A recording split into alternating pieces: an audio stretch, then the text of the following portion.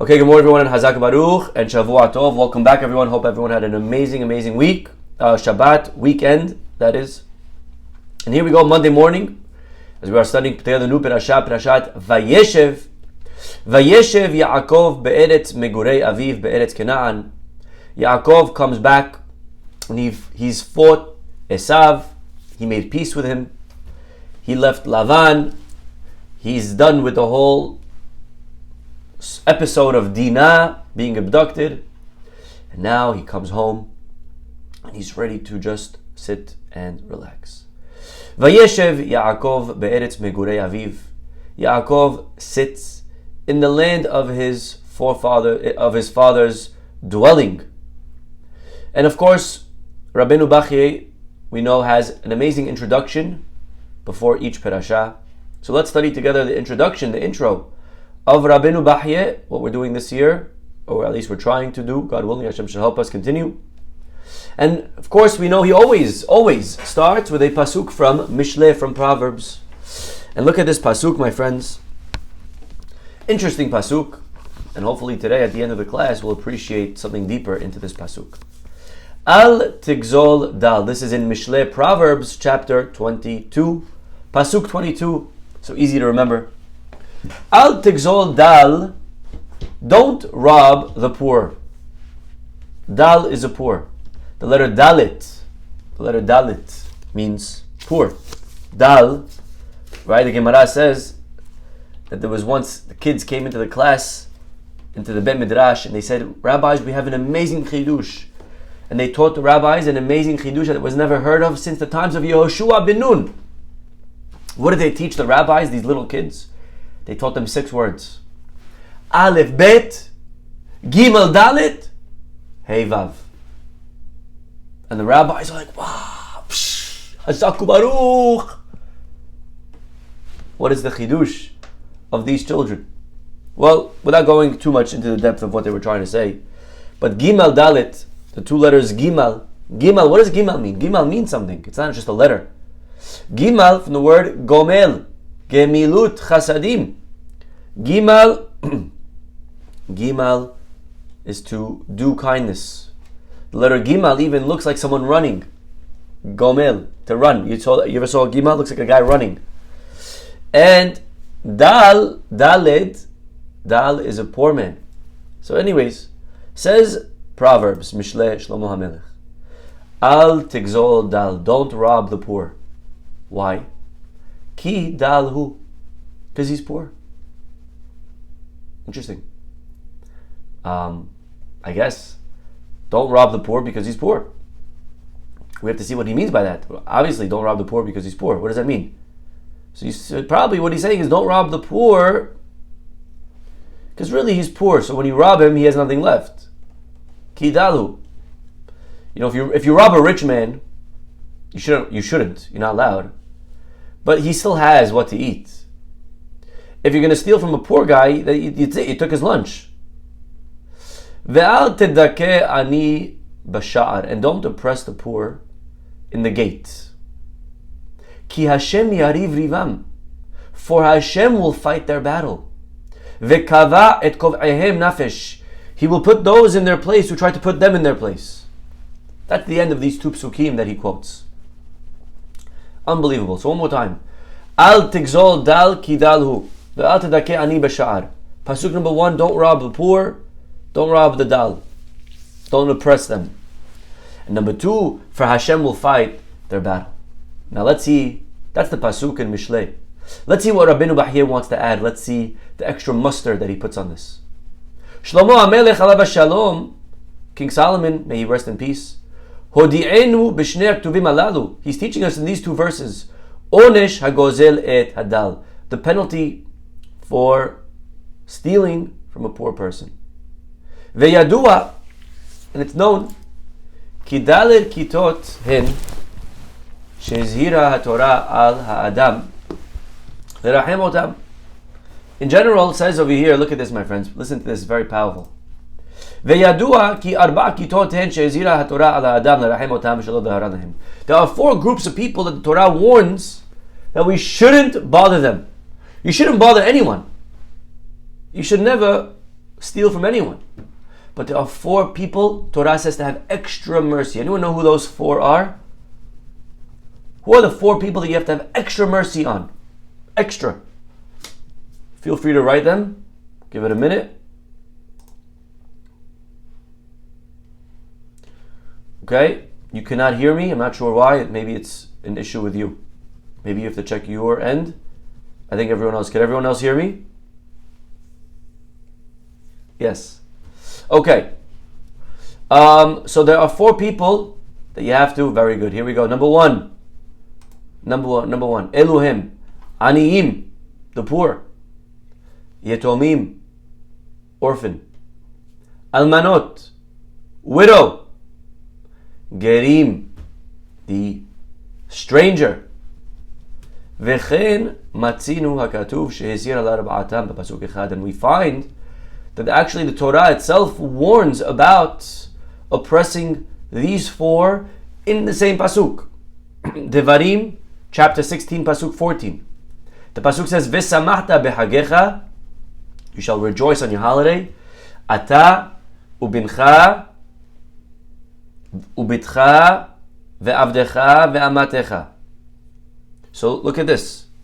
Torah says you should rejoice, you and your son and your daughter and your servant and your maidservant.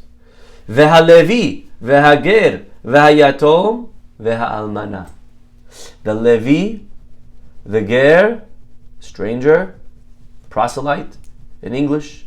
I don't know if anyone here ever used that word ever, like in 100 years, proselyte.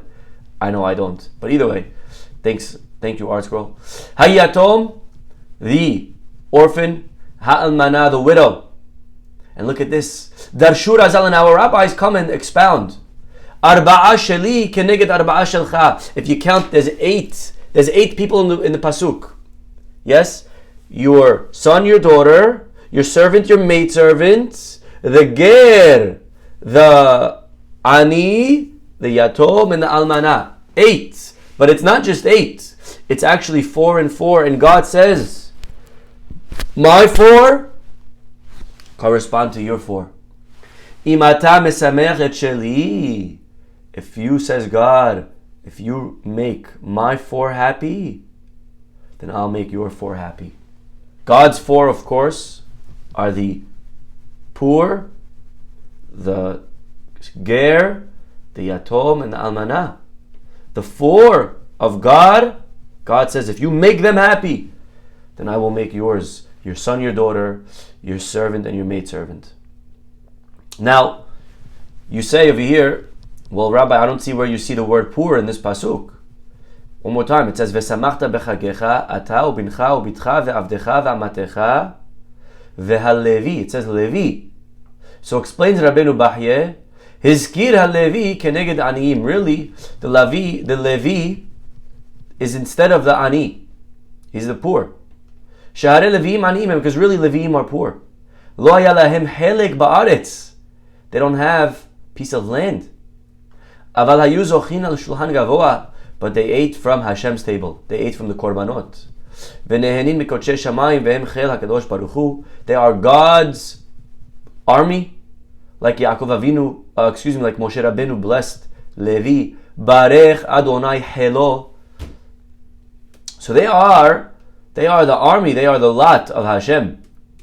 V'hakadosh baruch hu chelkam, and God is their portion. Like it says, Ani chelkecha v'nahalcha. So, really, the Levi is the same thing as the poor. Actually, I just want to read to you a Rambam, very famous Rambam, at the end of Shemitah and Yovel. The Rambam says as follows, last chapter, chapter 13, at the end of the chapter.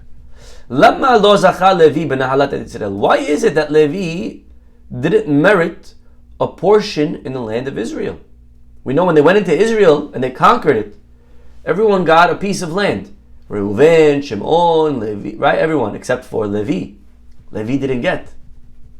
Lama lo zacha Levi. Why didn't Levi get land in Israel? Ubebizata, and also the spoils of war. They don't get spoils. B'penei shehuvdal la'avod et Hashem l'sharto, because Levi serves God. Lehorot rachav haysharim. Umishpatav hatzadikim lerabim. Levi's job is to serve God, minister unto him, instruct people in his just path and righteous judgments. Levi basically were the rabbis. And because we need scholars, we need rabbis, they can't be fighting. They need to be teaching the people. They're the spiritual leaders. Yeah, even Paro, by the way, understood when he was enslaving the Jews, Levi didn't serve. I don't know if you knew that. Levi didn't serve in Egypt. They weren't slaves. Yes? By the way, I'll prove it to you. Moshe and Aaron, they walk in and out of Paro's palace. You ever ask yourself, how do they do that? If I'm Paro, I take out a whip, get back to work. The answer is, Moshe and Aaron, being Leviim, didn't have to work. Because they had exemptions. There's clergy, there's exemptions today even. Yeah, parsonage, taxes, all these things. Every nation, every country understands that the clergy, the scholars have a certain leeway, exemption from war, from battle. Even today in Israel, it's a hot topic, but this is something that was it's written into the code of the country for decades already, that the people in Kollel, people in yeshiva, they don't have to serve in the army. Now, that's complicated, topic. Who's, when they come out, should they be able to work? Do you have to stay in learning your whole life? I mean, it's a whole. That's where all of the controversy comes up today in the land, in the state of Israel. When it comes to the whole argument versus army and yeshiva. But the Rambam's writing very clearly that Levi was exempt from serving in the army. Look what he writes. He says, therefore, they're set apart from the way of the world. They don't have to wage war. Kish'ar Yisrael, like the rest of the Jewish people. They also don't inherit. Wow, they don't acquire through their physical power. Rather that they're legion of God. Barech Hashem Helo. Exactly the same pasuk as Rabbeinu Bachye. Right? May God bless his legion. And God says, I am your portion and your inheritance. Continues the Rambam, last halakha. Velo shevet Levi bavad. By the way, this is not true is not limited to the tribe of Levi. Any one of the inhabitants of the world, whose spirit generously motivates him, lehivadel, and understands to set himself aside, la'amod libnei Hashem, that he wants to stand before God, l'sharto, to serve him, l'ovdo l'da'at Hashem v'alach yashar. If a person wants to join, quote unquote, the tribe of Levi in this regard, and serve only God, ufarak me'atzavaro, and he takes off from his neck the yoke, ol hacheshbonot harabim, the yoke of the many reckonings which people seek, asher bikshu bnei adam, harei ze nitkadesh kodesh kadashim. Says the Rambam, this person has that right if he wants to avoid all of the responsibilities that most people have, and he just wants to worry about serving God. Wow. The Rambam says God will be his portion and heritage forever. And look at this. Don't worry, he says God will make sure he has what he needs to live. Just like the Kohanim and the Leviim. Wild Rambam. Many people mistaken the Rambam to say the Rambam doesn't allow a person to join Kollel. No such thing. The Rambam says very clearly here that a person is allowed to join, quote unquote, the tribe of Levi and make God his life's mission. Make God his life's mission, and he will have what he needs. Now the Rambam, to be fair, does say in Halachot Talmud Torah that a person is not allowed to throw himself on the masses and say, support me. cannot do that. You cannot demand that people support you. But the person barring that, the person's willing to just live his own life and trust in Hashem, you cannot point and say, people feed me. That you cannot do, the Rambam says. But the person who wants to join Levi, again, not actually Levi, but he wants to join this mentality, he has the emunah, the faith that God will take care of him, he has the right to do so. Coming back to Rabbeinu Bahye. So the pasuk says Levi, and again, Levi means the poor. Okay, very nice. So let's go back and understand what's this pasuk over here. So Rabbeinu Bahye, coming back to Rabbeinu Bahye, he's saying that there are 4 people that you have to be careful of, not to hurt, not to oppress. You shouldn't oppress anyone, but 4 extra careful.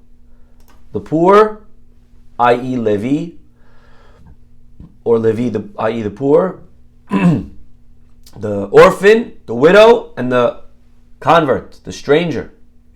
Let's go one by one. Aniyim, hem she'ezir alehem haTorah b'mizvot aseh u'mizvot lo ta'aseh. First of all, the poor, it's written black and white, positive and negative. B'mizvat aseh naton titen. It says, give. In the book of Deuteronomy, Devarim. Uchti patoach tiftach. Again, open your hand. That's the positive commandment to give to the poor. Mitzvat lo ta'aseh, the negative. Shene'emar velo yirad levacha betitcha lo. Do not have your heart sad when you give him. So it's a positive and a negative. And furthermore, velo tikpot yitecha, you're not allowed to close your hand to the poor. You have to open it up to him. So it's 2, positive and negative, specifically to the poor guy. Asks Rabbeinu Bahye,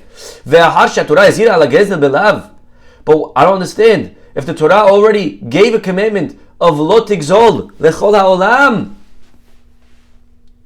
why is the Torah writing specifically for the ani?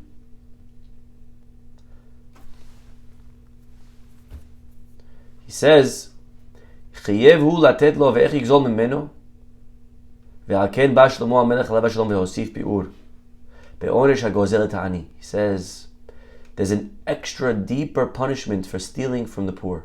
Stealing from everyone is wrong, but stealing from the poor is more wrong, if you could say such a thing. There's more wrong. It's a bigger wrong. Ki en darko, look at this. Over here, Rabbeinu Bahye is giving you over here a secret. En darko bechol sefer mishle lehazkir mitzvah min ha-mitzvot haktuvot b'Torah. Shlomo HaMelech is not here to tell you another mitzvah.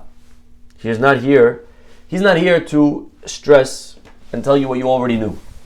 If you already knew that you cannot steal, Shlomo HaMelech is not going to come in his book and just tell you and state the obvious.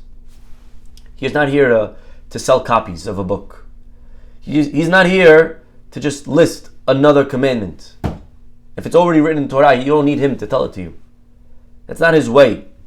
Ela im ken, the only thing Shlomo HaMelech does do is Yosif bi'ur o yehadesh badavar. He will rewrite a commandment in his book of Mishle if it's adding something deeper or a novelty. But otherwise, mi adam sheyavo hare Moshe im lo la'asot tzedek b'dvarav. Who will dare come after Moses unless it's to again add or make offense? So Shlomo HaMelech, again, our pasuk that he's starting with today in Mishle, pasuk al tigzol dal, don't rob the poor. Okay, Chazak Baruch, Shlomo HaMelech. Thank you for stating the obvious. I already knew that. The Torah says it. I didn't need you. Why is Shlomo HaMelech writing not to rob the poor? Al tigzol dal. Torah says it. You think, Shlomo, that I wasn't going to listen to the Torah, but now I am going to listen to you? Why does Shlomo HaMelech, King Solomon, have to already write something that was already written? So he's saying, Al ken amar, therefore, I'll tell you what he's saying. En tzarich lomar ladal. Really, he doesn't have to say to the poor. Ki afilu le'ashir asur ligzol. Even the rich, you can't steal. Umashe iskir dal, but you know what he's writing when he's adding the poor? Really, if there's two people that you have to steal from, a rich or a poor, who would you more easily steal from? Think about it for a second. Who would you steal from quicker? And why? The rich or the poor?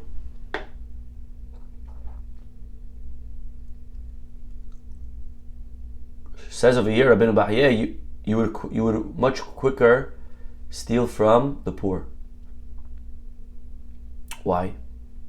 Why? Because the poor has no helper. Yeah? He has no advocate. No one's going to help him. You know not to mess with a wealthy guy. Because the wealthy guy's got lawyers. He's going to sue you. He has friends. Again, maybe today, even a poor guy, if you cannot afford a lawyer, one will be given to you. Right? So today, even the poor have lawyers. But just imagine you lived in a society in a time that if you couldn't afford one, you had to fend for yourself. And if you're poor, you probably don't have so many friends that are rich that could really help you anyways. Right? So the people take advantage of the loser, of the low people. Unfortunately, even the relatives of the poor, maybe they don't know him. Hey, isn't that your cousin? Who? You know that guy in the corner collecting tzedakah? I don't think so. I think it's a different Mizrahi. I don't think we're related. Right? The relatives are also embarrassed to be his relatives. What can you steal from the poor? Not so much.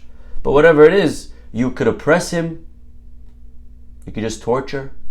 Doesn't have to be something stealing physical. You could verbally abuse. Right? There's different things that you could take from the poor.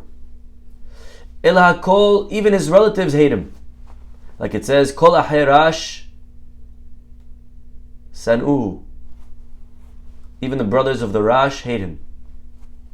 Afki mere'ehu rahukuhu mimenu. Ve'al ken, and therefore, says Rabbi Bahiyah, Yomar al tigzol dal. You know what the pasuk is saying? Let's go back and read the pasuk. Al tigzol dal ki dalu. Don't steal from the poor because he's poor. What does that mean? Don't steal from the poor because he's poor. We started off with this question, I think. Don't steal from the poor because he's poor. Duh. What does that mean? So simply you would say, don't steal from the poor because Azit, he has nothing left. But maybe he's saying, Al tigzol dal, don't steal from the poor, thinking ki dalhu, that you'll get away with it because he's poor. Meaning, the ki dalhu, the second half, is explaining why you would think that you could steal from him. Don't think that you could steal from him because he's poor and no one there to defend him. Al tigzol dal ki dalhu, assuming that he's poor and therefore he could get away with it. Mitzad shehu dal, and he lacks the power. Ve'yodea she'ata she'en lo ozer, and you know there's no one to help him. And who's going to help him fight and plead his case? Says Shlomo HaMelech, Al tedameh b'nafshecha zot. Don't think that. Ki HaKadosh Baruch Hu yariv ribo, because actually he has the best lawyer. He has Hashem. Ve'hu ha'to'en shelo. And God will make sure to exact punishment and to get what's rightfully his. Ve'hu ya'anish et hagozim, and God will punish, not a judge. Hashem himself will punish a thief. Lo onesh mamon, not even financial punishment. Rak onesh haguf ve'hanefesh, a spiritual, a physical punishment. Emotional. Worse than money. If you steal from a rich guy, God will take money from you. But if you steal from a poor guy, God will take much more than your money. Ze v'kava et kovehem nafesh. This is what the pasuk means. V'kava et kovehem. He will, right? What does it mean? V'kava et kovehem. He will put in place those who put him in his place. But the word over here used is nefesh. V'kava et kovehem nafesh, which is the guf and the nefesh. So the pasuk, let's go back. Al tigzol dal. Don't steal a poor man thinking ki dalhu, that he's poor, you can get away with it. Ki Hashem mi'ariv rivam. Because you won't get away with it. Hashem is actually his defense attorney. You're fighting the best. You're fighting the best lawyer. The worst person that you want to steal from is the poor. Continues to the next category of poor people, of people you shouldn't steal from. Yetomim v'almanot. You shouldn't rob orphans and widows. Like the Torah says many times, in Shemot as an example, Kol almana ve'yatom lo te'anun. Don't oppress an almana and yatom. Even an almana of a king, even a widowed queen, or princes. Why? Why is it so wrong? Meaning, why is it more wrong to oppress a widow and an orphan than any other person? Because in general their spirit is low. They lost someone that they love, their husband, their father. Their tears are very ready to come out. And in general, they are the recipients of derision and oppression. And Pasuk says, if you oppress him, including both the widow and an orphan. So the Pasuk says, then he will cry out to who? Who will a widow or orphan cry out to if someone bothers them? They don't have anyone to cry out to. They don't have a father. Other people that are tortured, they will look for people, friends and family, to defend them. And who do they put their faith in? They put their faith in people. And this is such a big lesson. But the widow and the orphan, they don't have people to put their faith into. They only could really put their faith in Hashem. They only put their faith in God. And once you put your faith only in God, God will say, okay, if you need me, I'm here for the rescue. If you want my help, then I'm here to help you. By the way, what a lesson. What a lesson. That Hashem helps the Yatom and Almanah because they put their faith in Him. And by the way, I think over here we have a secret to tefillah. You don't have to be a widow or an orphan. You just have to put your faith in God. Because bottom line, if you put your faith in God, God says, okay, if you trust me, if you need me, then I'll help you. If you're putting your faith and trust in your boss, hoping he'll give you a raise. If you put your faith and trust in a sharchanit, hoping she'll give you someone, then okay, put your faith and trust in them. Good luck to them, let them help you. But the Yatom and Almanah, they put their faith and trust only in Hashem. If we could get to that level of being able to trust in God, Hashem, God is my trust, then God says, okay, I'm here to help you. Doesn't mean that you shouldn't do your hishtalut, doesn't mean that you shouldn't do your part. Of course, you have to do your effort. But bottom line, up here, our trust has to be only in HaKadosh Baruch Hu. And therefore, the Yatom and the Almanah know this. They don't have anyone to trust anyways. So they're going to God. And he continues and he says, and by the way, Hu Shamar al taseh gevul olam. Fine. Fourth category. Gerim. When we say ger, a ger is a convert, but a ger is also a stranger, like you'll see in a second. Hu sheizir alahem haTorah be'arbei mekomot. The Torah warns many places. Veger lo toneh velo talchetenu. You cannot oppress, cannot torture a ger, a convert. You have to be very, very careful. A ger, a convert, is someone that is very beloved to Hashem. Torah writes many, many, many times how much kindness and love we have to give to the ger. Even if we're part of a community maybe that has an edict and there's restrictions on gerim, but God forbid, never to ridicule, We have to only treat with tremendous, and I don't want to get now into the topic of the edict, which is a very complicated topic, but at 100% to oppress, chas v'shalom. Yazhir, Torah's warning, shelo yoneh oto, don't oppress, don't afflict him, whether with words or taking his money. Ki gerim heitem b'eretz, because you yourselves were strangers. And by the way, it's not limited to a convert. It's anyone foreign, anyone that's new to a synagogue, new to the religion, Baal Tshuva. Maybe there's a guy who's not from birth. Maybe this is someone who's a BT. He's new to this religion game. He grew up not so religious. He grew up secular, and now he or she are coming under the wings of Hashem. Not oppress them. Who do you think you are? You grew up secular. Don't tell us what to do. Get out of here. Chas v'shalom. Talk like that. Ve'ostif tam hakatuv. And God says, you know what it feels like to be a stranger. Ki gerim hayitem, you were once strangers in Egypt. And a stranger, a convert, a newcomer, he's very shy.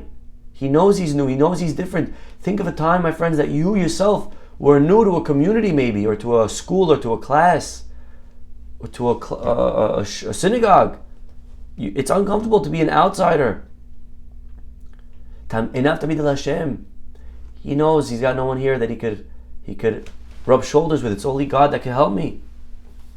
V'chen darshu razal. And our rabbis say, Haya ben gerim. If someone is a son of converts, lo yomar lo, you're not allowed to say to them, Zechor ma'aseh avotecha, remember who you come from. Someone used to eat not kosher, you're not allowed to say to them, hey, how about that ham, huh? Sometimes you get into friction with someone, and then you try to exploit their past. Try to remind them, you're telling me how to have you're divorced, you can't even hold a marriage. You're not allowed to do that. You're not allowed to remind someone of their weak moments. Lo yomarlo, that mouth that ate not kosher is going to come now and learn Torah. This is not for you. Get out of here. We don't want you here. Not allowed to do that. Ki gerim heitem be'eretz Mizrahi. Mum shebecha tomar lahavercha. You know you were once there. You were once different. You were also once a stranger. And by the way, v'chen matzinu atzadikim. Even the righteous called themselves gerim. Now why? Why would he call a big rabbi, or why would a big rabbi call himself a ger, a convert? Velashon ger, he explains. The word ger, milashon gargir, hanefrad me'ikaro. It's like a seed, a little seed that left its origin. The word ger means to leave where you're from. So to the tzaddik, he's a ger in the sense that he's only here temporary. He knows he's not from here. We don't belong in this world. This world's temporary. David HaMelech says, ger anochi ba'aretz, al taster mimeni mizvotecha. David HaMelech writes, chapter 119, in the letter Gimel. He says, I'm over here a ger. What does that mean? A ger means someone who's here temporary. In Hebrew today, by the way, it's not like that. In Hebrew today, you ask someone, Efo ata gar? Where do you live? Permanently. The truth is, it's kind of not accurate. Because ger, really comes from the word temporary. Ger means, I'm here just for a few moments. David HaMelech says, Gar anochi ba'aretz. Ger, I'm a stranger. I'm here temporary. I'm leaving any minute. I don't know when I'm going to leave, but I know I'm leaving any minute. No one's here forever.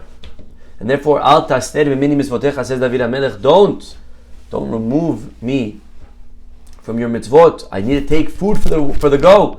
I need to take mitzvot with me to the next world. And you see, even the avot call themselves ger, call themselves strangers. Avraham says to the people when he wants to buy Merat HaMachpelah, Ger vetoshav anochi imachem. He says, I'm a stranger here. The tzaddikim, they never saw themselves in this world permanent.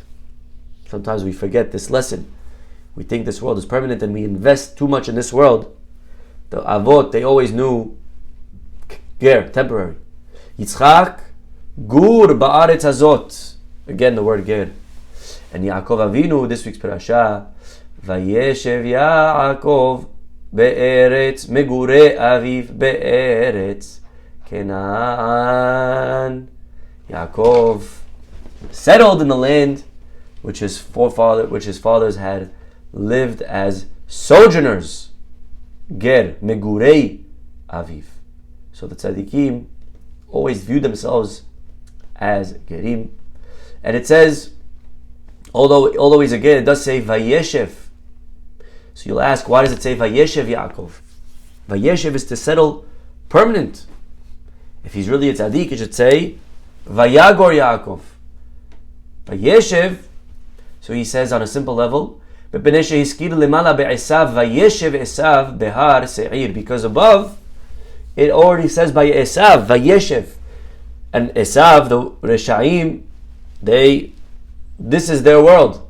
So because it says Vayeshev there by them, it stayed consistent. It says Vayeshev Yaakov. But ultimately, Megurei Aviv, he knew it was temporary. So anyways, I think this is a very, very powerful Rabbeinu Bachye. There's a lot of lessons in this piece that we can take away. How to be careful with the aniyim. Be careful from anyone, but especially with these four types of people. If we take care of these four, then Hashem will take care of our four. We have to remember that he calls the tribe of Levi aniyim, because really they have that ability and that right, if they so choose, to join. Anyone can be a Levi, and the Levi is poor because he doesn't really have anything, but Hashem will provide him what he needs. We have to be very careful not to take advantage of someone who we think is vulnerable, because quite the contrary, au contraire, my friends, if they have no one to take care of them, then Hashem's going to take care of them. And oy vavoy, we're in deep trouble to mess with God. And also to remember that really, when we put our faith in Hashem, putting our faith in Hashem is what gets us what we need. The Yatom and the Almanah have no one to turn to. And if we could get to that ability, that trust in God, even with parents, hopefully till 120, and even with spouse till 120, but to be able to remember, I only have Hashem and no one else to help me, and then Hashem will be able to come and shower us and give us all the tefillot. We should be zocher always to give not only money, but more kindness, compassion, empathy, understanding to all types of people, no matter who they are. Ger, the stranger, the newcomer. Today I want you to think, everyone, here's your homework for today, okay? I want you to think of one person that maybe feels like an outsider. Okay? That's your homework. That's an order. Okay. Think of one person that's an outsider. Think deep. Take 5 minutes, sit down alone. Think of one person that you know feels a little bit hazi.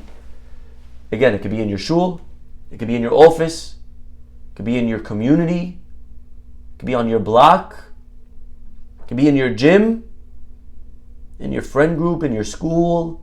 There's so many different places that you could do this in. Think of one person and ask yourself today, how can I make that person feel a little bit more comfortable?